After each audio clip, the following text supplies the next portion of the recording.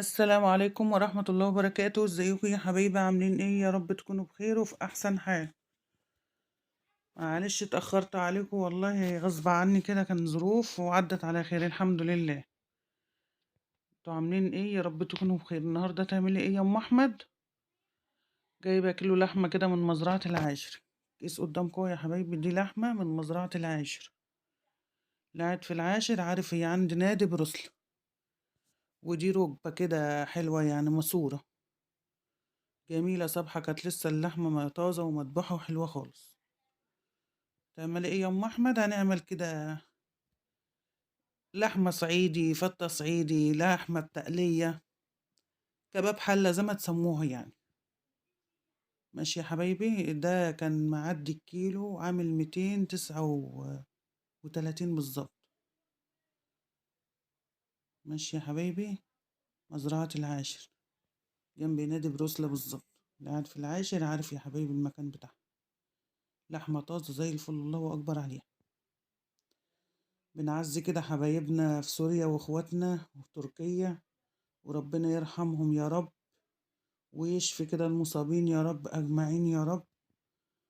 والواحد يعني ممكن يكون هو في الموقف ده وعيالنا وبيوتنا، يعني ربنا يرحمهم يا رب. والله الواحد ما نفسي يطلع أصلا بفيديو، لأن الواحد بيحط نفسه كده مكانهم كده، في ثانية كده بقى الدنيا فوقاني تحتاني. الله يرحمهم يا رب برحمته الواسعة.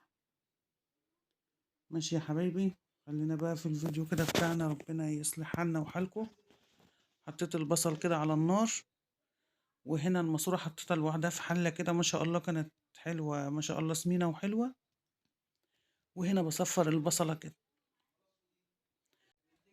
هنا يا حبايبي بصفر البصلة زي ما انتوا شايفين كده،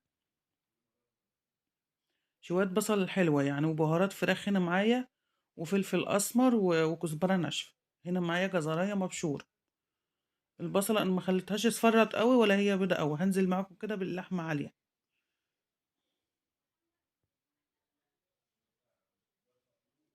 وهنزل برضو كده بقرن فلفل، وهنزل كده بالطماطم اللي أنا فرماها.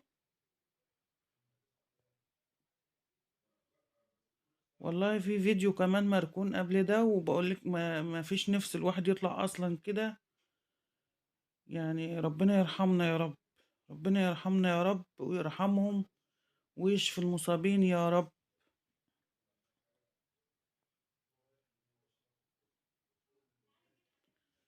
هنا هنعمل ايه يا ام احمد؟ طلعنا كده عند الفرن، قلنا نعمل بقى رقاقتين معاكم كده، نسقيهم في التقلية دي. دي تسقية بقى صعيدي يا حبايبي.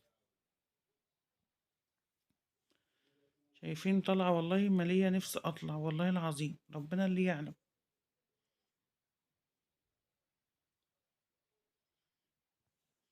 مش عارفة اعمل ايه جنب اللحمة، قلت كفاية اعمل رقاقتين كده وشوية رز، مش اكتر من كده.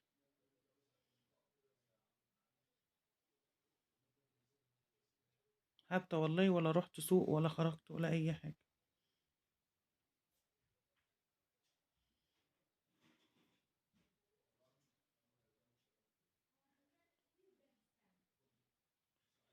هنا قطعته يا حبايبي معاكم اهو، بقطعه وعجنته.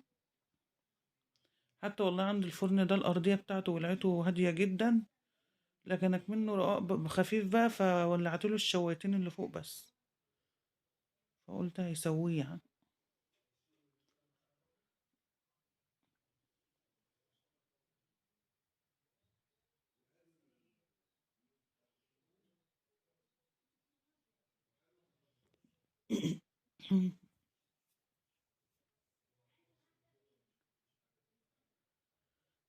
انا بغطي العجينة عشان وشها ما ينشفش، وحبيبي وحنين بقى قاعدين ايه مصممين يساعدوني، وكل واحدة ماسكة لها مردانة كده وعايزة تشتغل. وانا بقول لهم يا اولاد الموضوع مش مستاهل، ده ما يكملش كيلو دقيق اصلا. طبعا العجينة بتاعته مية وملح يا حبايبي، مش اكتر من كده.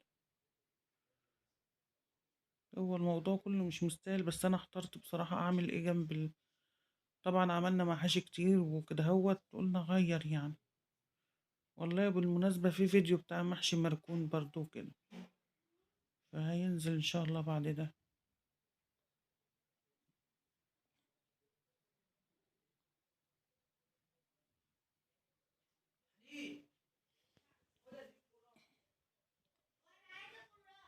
انا بعمل معاك اهوت وشغلت الفرن.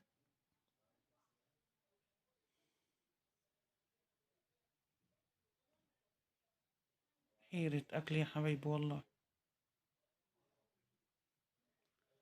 بشكر كل اللي دخلوا لي جديد على القناة، وما تحرمش منكم يا رب، وادعموني شوية كده بالله عليكم، وخلوا القناة تكبر بيكم كده، لان الفيديوهات واقعة والله. الفيديوهات واقعة جدا يعني تستاهل اكتر من كده الفيديوهات، بس مش عارفة ليه نايمة كده. الفيديوهات واقعة يا حبايبي خالص، بالله عليكم كده دعموكوا كده وشجعوني، ولايكاتكم الحلوة.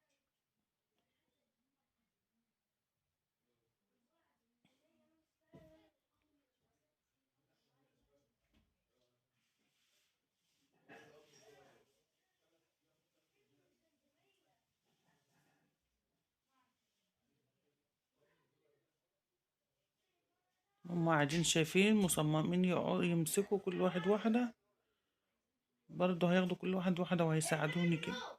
قلت لهم ماشي. انتوا شايفين كده. حبيبة خدت واحدة وحنين خدت واحدة.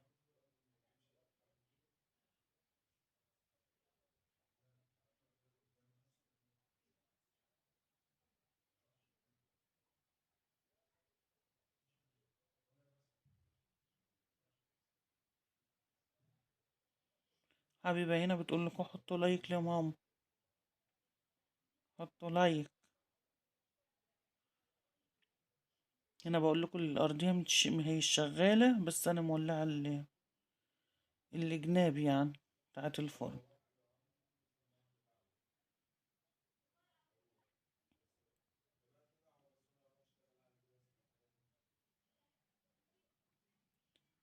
فقلنا نعمل بقى شوية تسقية كده وشوية رز أبيض مفلفل كده وخلاص، وحلو كده رضا الحمد لله.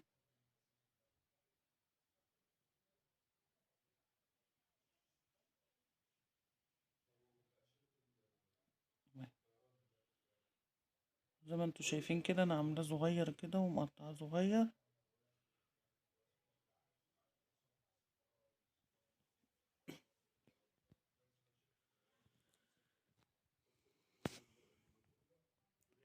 اخبارك يا ست ام حبيبه، وانت يا رهوفه وفايزه، اخباركم ايه يا حبايبي؟ اخبارك ايه يا رحبه انت وحبايبك؟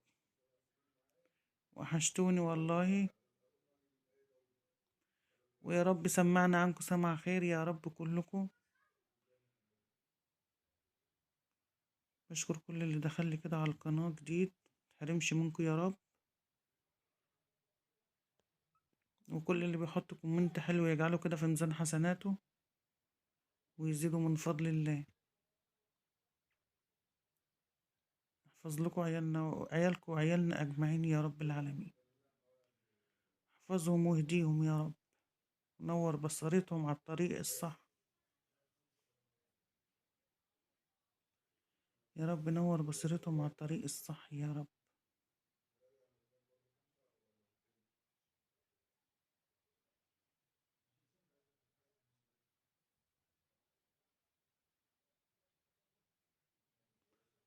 انا ما عملتش كتير والله، هو تقريبا اقل من كيلو دقيق، لان مش دماغي مش فايقه والله ان انا اعمل حاجه اصلا.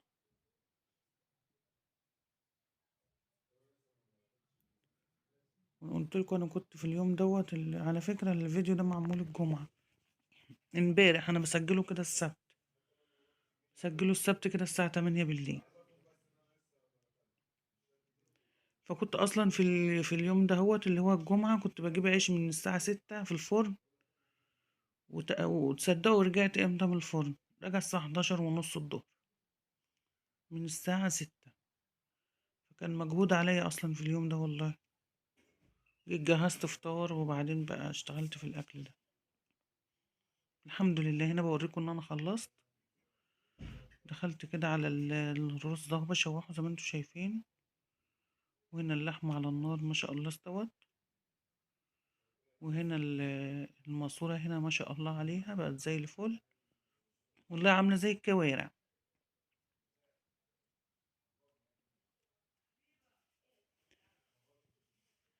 هنا بس الرز هنا من الشوربة جميلة والله يا حبايبي، روعة يعني.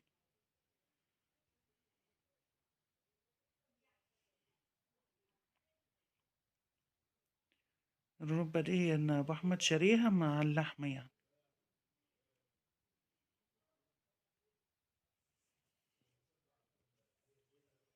اللحمة استوت كده في الدمعة كده بالبصلة المتقلية كده، وشربت من بعضها كده بقت زي العسل، زي ما انتوا شايفين كده. هنعمل بقى الفتة منها كده،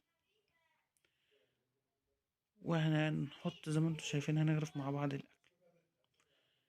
هنا الرز عملته معاكم اهو. وهنا الشوربة زي ما انتوا شايفينها بالكوارعية كده، حاجة جميلة والله. الماسورة عاملة زي الكوارع،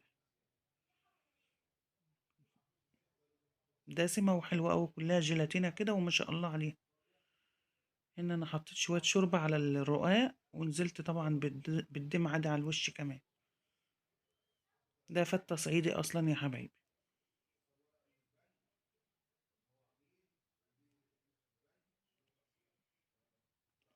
وهو تغيير بقى والحمد لله.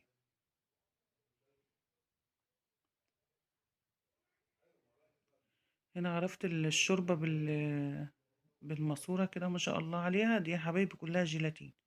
وهنا اللحمة اهي الله أكبر عليها، حاجة كده تتاكل لوحدها بس بالرقاق أو بالعيش.